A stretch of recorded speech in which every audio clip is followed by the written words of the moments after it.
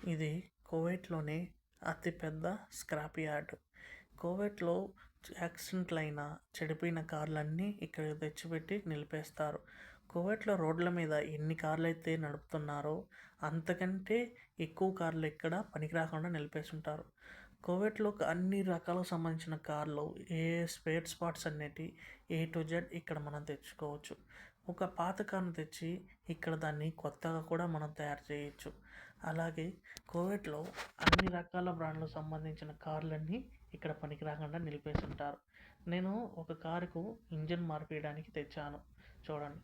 ఇలా కార్లన్నీ ఒక కంపెనీకి సంబంధించిన కార్లన్నీ ఇలా ఒకదానిపై ఒకటి పెట్టేసి స్పేర్ పార్ట్స్‌గా అమ్మేస్తూ ఉంటారు.